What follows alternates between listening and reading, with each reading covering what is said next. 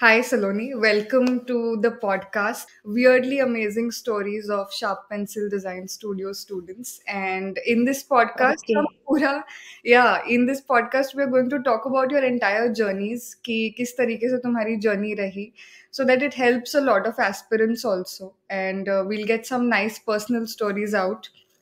So yeah, that's the entire concept. So सबसे पहला मेरा सवाल है सलोनी तुम्हारे लिए कि अपना नाम बिना बताए या तुम कहाँ से हो ये बिना बताए तुम्हें अपना इंट्रोडक्शन देना है.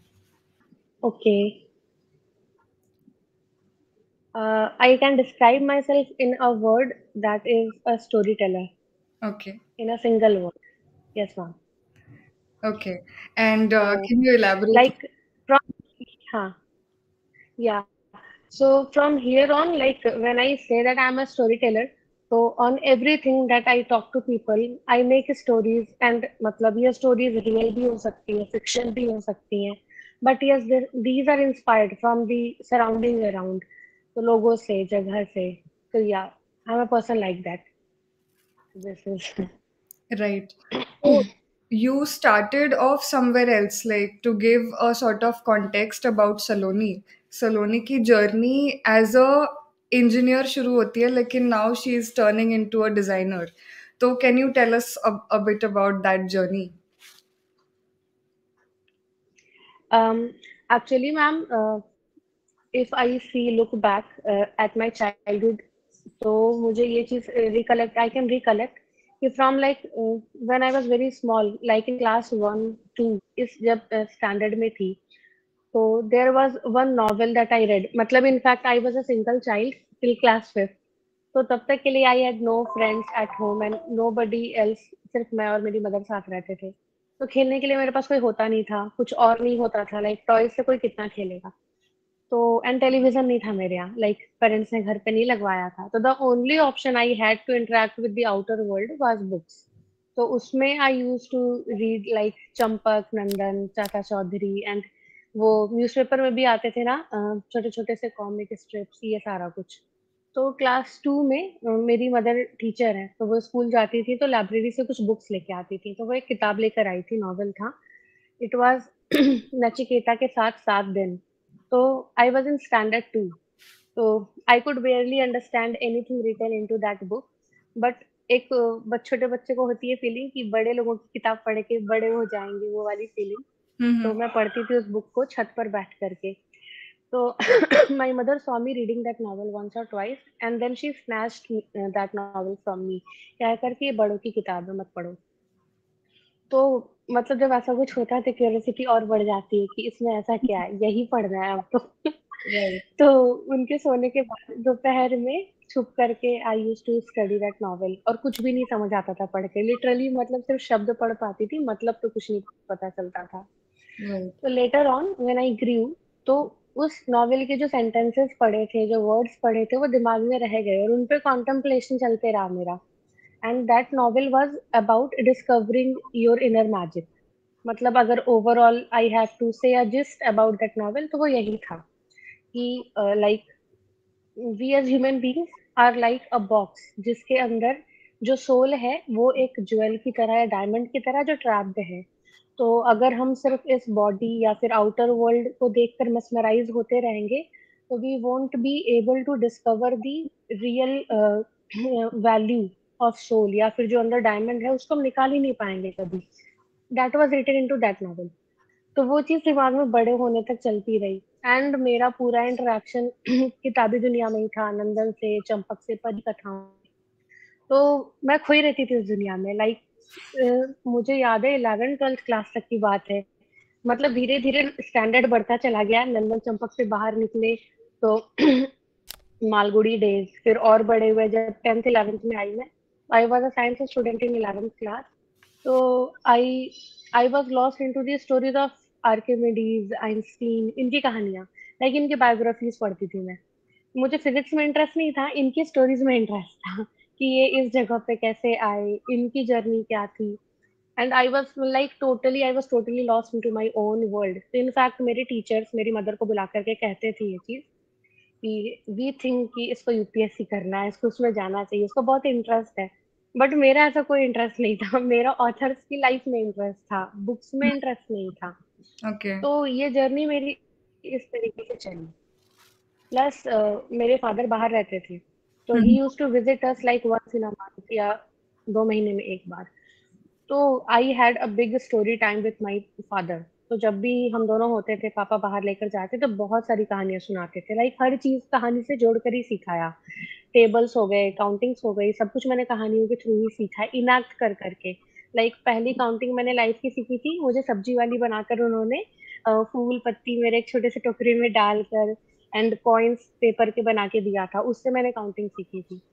तो बचपन से मुझे स्टोरी टेलिंग, स्टोरीज में बेहद इंटरेस्ट रहा। बट आई नेवर न्यू कि ये चीज कभी किसी और तरीके से निकाली जा सकती है in the form of career, और मतलब we can utilize this thing. तो इस वजह से I never thought about it, और मेरी अपनी पढ़ाई की जर्नी अलग चलती रही। तो शायद वही चीज अब जाकर के रिडिस्कवर हुई है यहाँ पर। लवली। या एग्जैक्टली, वेरी वेल सेड कि डिजाइनर बनना एक स्टोरी टेलर बनना ही है इन अ वे।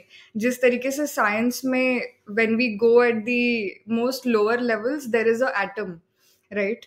But if we look at the journey of a या डिजाइनर, सबसे बॉटम लेवल पे एक कहानीकार ही है जो कहानी गढ़ रहा है in terms of products, in terms of some services और maybe even some artwork. कुछ कहानी छुपी हुई होती है। Yes That is what is impactful. So अगर मैं तुमसे ये पूछूं कि 6 महीने पहली सलोनी में और आज की सलोनी में कोई कुछ बड़ा अंतर तुम्हें दिखाई देता है? ऑफ कोर्स मैम, बहुत बड़ा अंतर है। सो मतलब अगेन इस चीज को I will relate to that one thing only. मतलब when while I was growing up, I had always only one question with myself कि what is my purpose in this life. Like I always said to myself कि यार बस मरना नहीं है, like ये सारी वर्ल्डली चीजें करके खत्म नहीं हो जाना है। तो वी ऑलवेज सी ना कि हम पढ़ते हैं कि मतलब ह्यूमन हैव सुपर पावर, या we have the ability to do anything that we want. एक ऐसा सुना है हमने कि तुम जो चाहो तुम वो बन सकते हो। तो I use to get very weird thoughts about that कि जो चाहो वो बन सकते हो, तो क्या क्या बन सकते हैं लाइक दिस, राइट? तो राइट। ये वाली चीज तो मेरे बकेट लिस्ट में थी नहीं कहीं पे, लाइक डिजाइनिंग एंड ऑल कहीं भी नहीं था दूर दूर तक। मेरे बकेट लिस्ट में बाकी की कुछ चीजें थी। एंड मतलब आई वॉज लाइक कि चलो अभी ये करते हैं, ये करते हैं, सो दैट कि मुझे कॉन्फिडेंस आए कि maybe I am opening some levels of my abilities.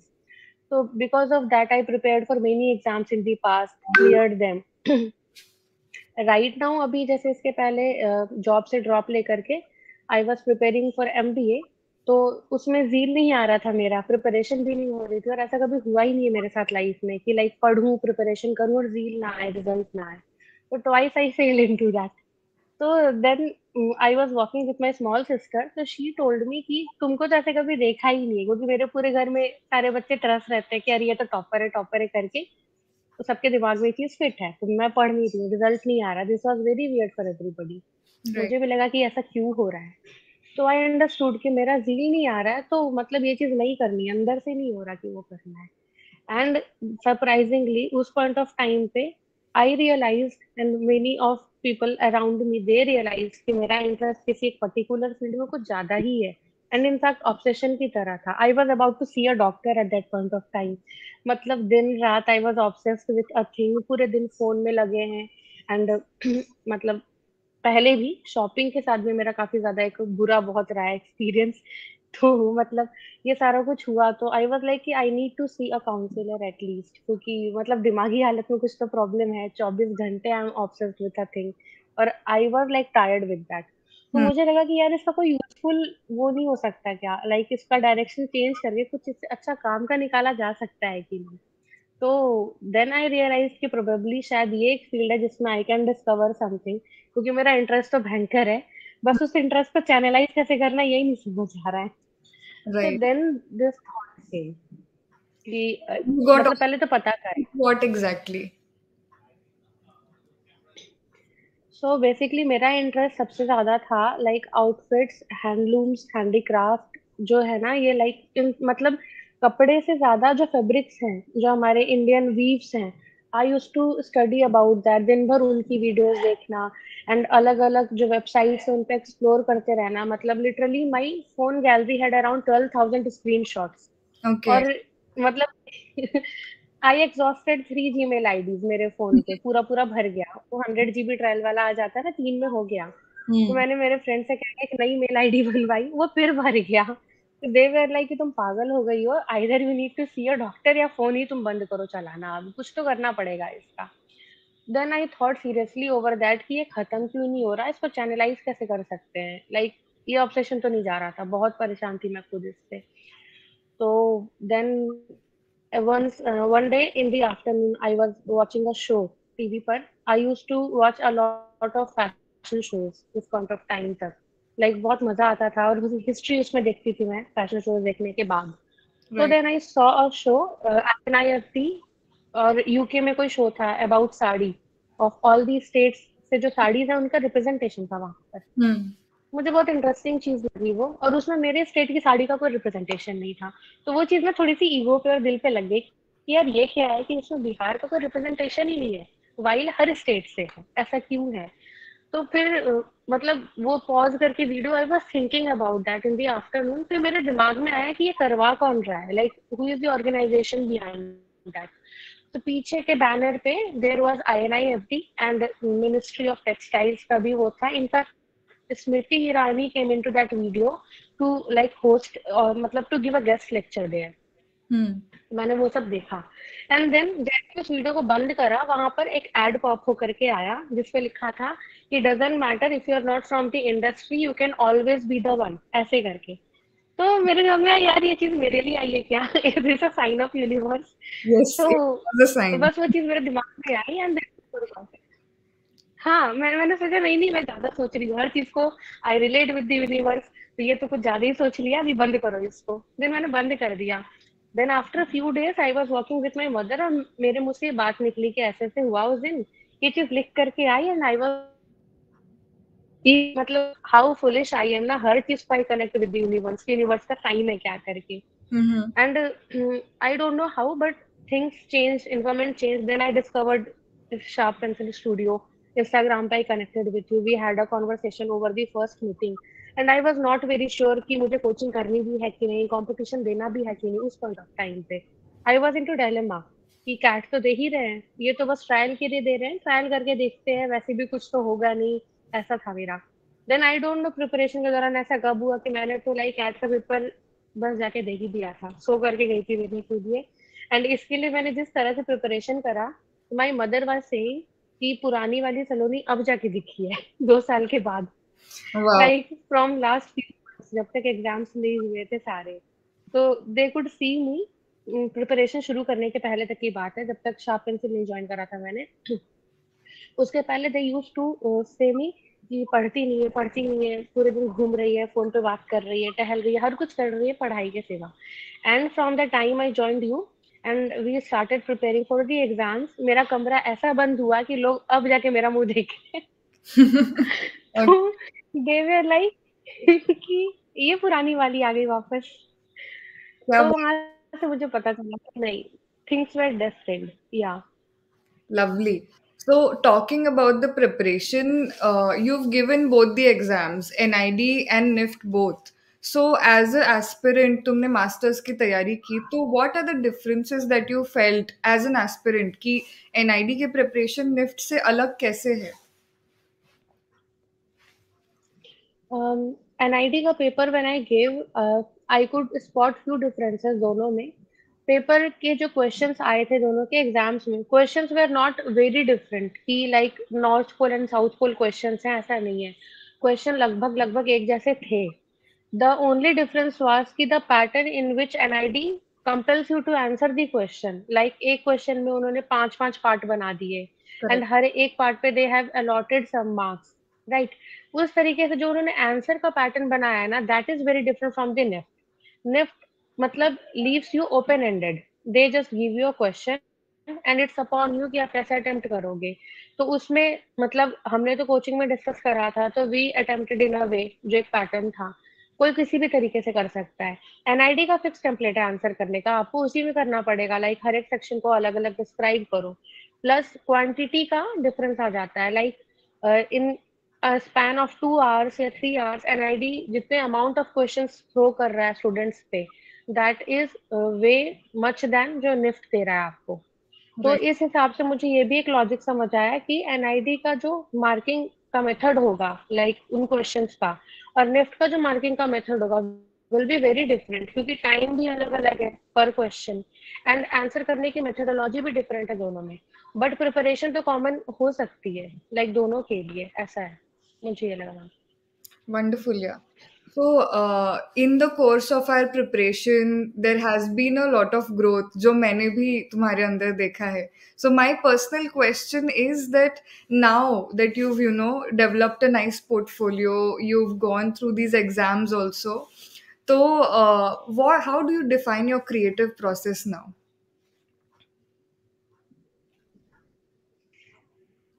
Like for creative process, जब हम जो हमारा एक प्रोजेक्ट था वो टाइम वाला वॉच का जो करा था, उसमें जो question that you like asked us to answer, that was such a thorough question कि मैंने उसका एक टेम्पलेट बना के I have like printed it.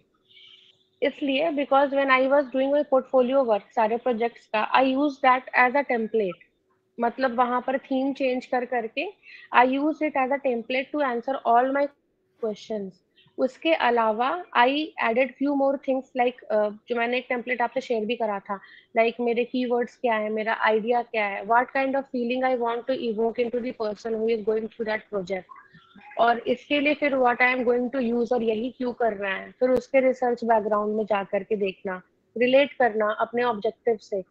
Like जब हिस्ट्री में जाते हैं या बैकग्राउंड पढ़ते हैं, 1000 चीजें मिलती हैं, बट 1000 में से कौन सी 10 चीजें I will choose that will relate to my objective, वो पूरा करना। तो ये पूरा खुद में ही एक प्रोसेस बन गया।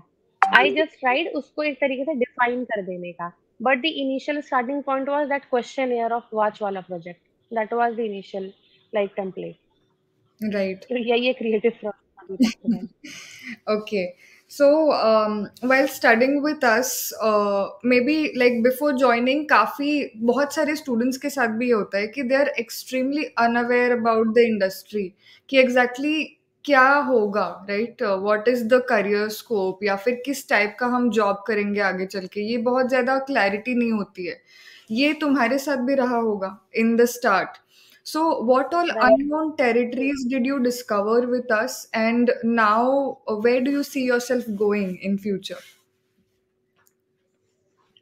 सो बिफोर ज्वाइनिंग हियर, मतलब मुझे जो थोड़ा मोड़ा आइडिया था इस फील्ड में कॉर्पोरेट करियर्स का, वो मर्चेंडाइजिंग में था, बिकॉज मेरे फ्रेंड्स थे उसमें। Mhm. Plus design as designers भी था, like with brands Pantaloons Big Bazaar, मेरे कलीग्स के ब्रदर सिस्टर्स थे इन रोल्स में।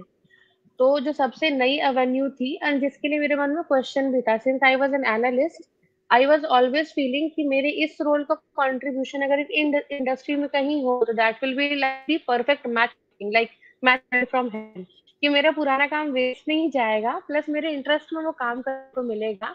तो इससे बेहतर तो कुछ हो ही नहीं सकता। तो this thing use to happen with me when I was in sports. मतलब जैसे पूरे दिन बैठ के I was researching about tractors and the industry trends वहां पर, and I was so much bored कि मैं बीच बीच में H&M, जारा या फिर बाकी की क्लोथिंग वेबसाइट्स का वेबसाइट ओपन करके स्क्रॉल करती रहती थी, पढ़ती रहती थी और सोचती रहती थी, यार इन प्रोडक्ट्स के बारे में रिसर्च करवा लो, मेरा इतना इंटरेस्ट है, मुझे तो नहीं आती है ट्रैक्टर देख देख कर। तो Okay. जो सबसे अच्छी चीज डिस्कवर हुई वो फोरकास्टिंग एंड ट्रेंड एनालिसिस ही हुआ, वो भी इस इंडस्ट्री में आकर के। And I see that as a career जिसको I will thoroughly enjoy and like will grow into it also, क्योंकि एक्सपीरियंस पहले का है और इंटरेस्ट तो है ही। तो ये मैच मेड इन हेवन हो गया। या मैम, तो वो अभी पता चला, पहले नहीं पता था मुझे। Wonderful. So now I have an interesting segment for you. थोड़ा करण जौहर vibes दे देती हूँ मैं तुम्हें. We are going to have a rapid fire okay. question. Okay. So you have to give very quick answers, one line answers or one word answers. इस तरीके से ये होगा. So I'm throwing the first question at you. NIFT or NID? या NIFT. Okay.